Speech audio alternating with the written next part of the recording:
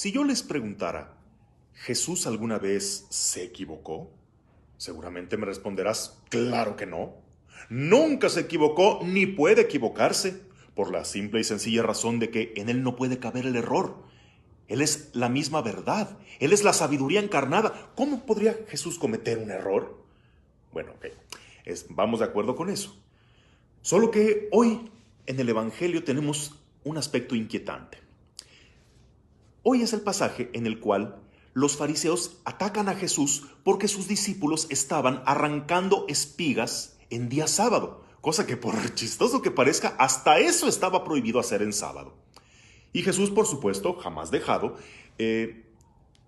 hace alusión a un pasaje del rey David, que en tiempos del sumo sacerdote Abiatar entró en el santuario y tomó de los panes consagrados, etc. Pero aquí hay que detenernos en el detalle.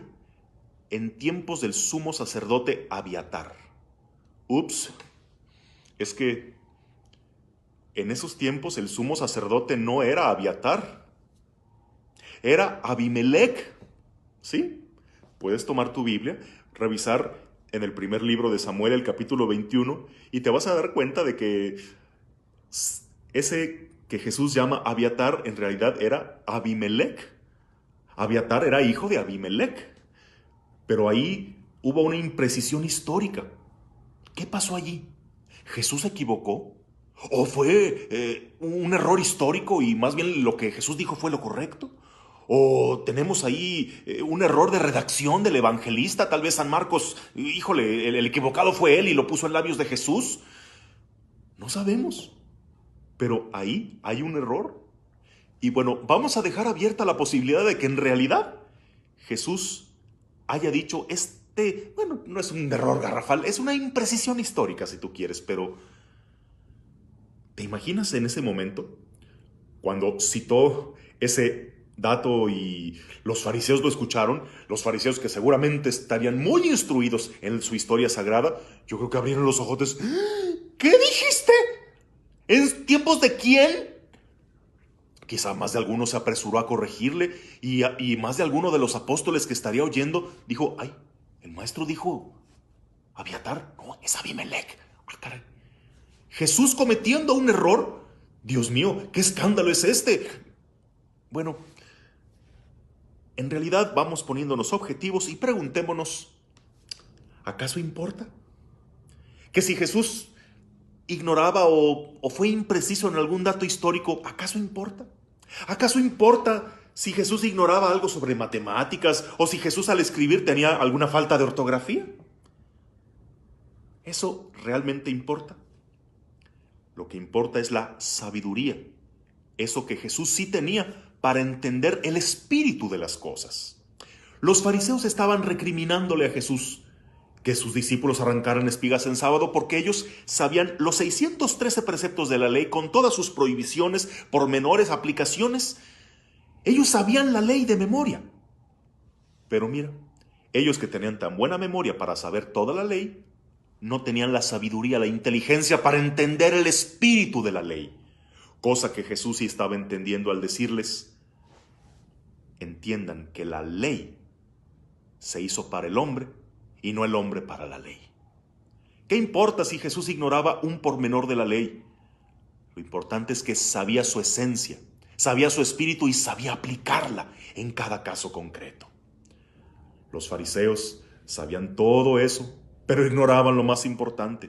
Sabían todas las leyes, pero no sabían sobre misericordia y compasión con el prójimo. ¿Qué importa si Jesús no se sabía con precisión las fechas y los nombres de la historia? Lo importante es que sabía el sentido de la historia y las lecciones que ésta nos da. A lo mejor Jesús no se sabía todas las oraciones que debía saberse un fariseo. Lo importante es que Jesús sabía orar como ninguno. Y aquí nos está dando la muestra, la gran enseñanza de que sabio no es aquel que lo sabe todo, sino aquel que sabe lo que debe saber y el que sabe hacer algo bueno con aquello que sabe. Y esto nos tiene una gran enseñanza para nosotros hoy en día, porque en nuestra iglesia abundan todavía los sabelotodos, los que se glorían de saber mucho, pero les falta saber lo más importante. Abundan quienes saben todo sobre moral y te saben decir y señalar todo aquello que es pecado, pero no saben sobre misericordia, no saben sobre compasión, no saben nada acerca de caridad, y si lo saben, no lo viven, que es lo peor. Hay quienes saben mucho sobre liturgia y tienen la liturgia impecable y saben cada pormenor, cuidan con cada detallito de la liturgia, pero su vida está muy lejos de ser un culto agradable a Dios. ¿Quiénes saben sobre historia de la iglesia y hasta te sorprenden que manejan fechas de concilios, te saben dar razón de todos los papas, de los santos, de acontecimientos históricos, de cada etapa de la historia de la iglesia, de documentos pontificios, etcétera, etcétera?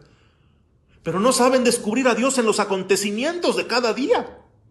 Entonces, ¿de qué sirve?